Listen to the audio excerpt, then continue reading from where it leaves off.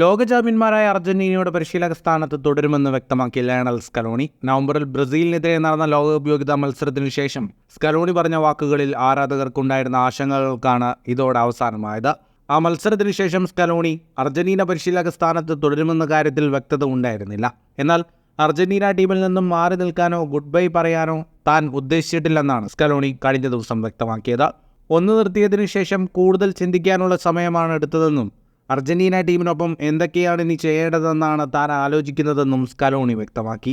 സ്കലോണിയും Argentina football അസോസിയേഷനും തമ്മിലുള്ള അസ്വാരസ്യങ്ങൾ ഉണ്ടായിരുന്നുവെന്ന് നേരത്തെ റിപ്പോർട്ടുകൾ ഉണ്ടായിരുന്നു.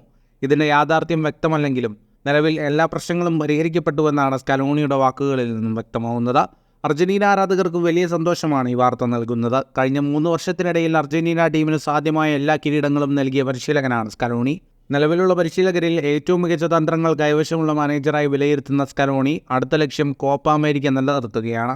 ജൂണിൽ അമേരിക്കയിലാണ് കോപ്പ അമേരിക്ക നടക്കുക. ഫുട്ബോൾ ലോകത്തെ കൂടുതൽ വാർത്തകൾക്കും വിശേഷങ്ങൾക്കുമായി സ്പോർട്സ് കഫേ ഇപ്പോൾ തന്നെ സബ്സ്ക്രൈബ് ചെയ്യുക.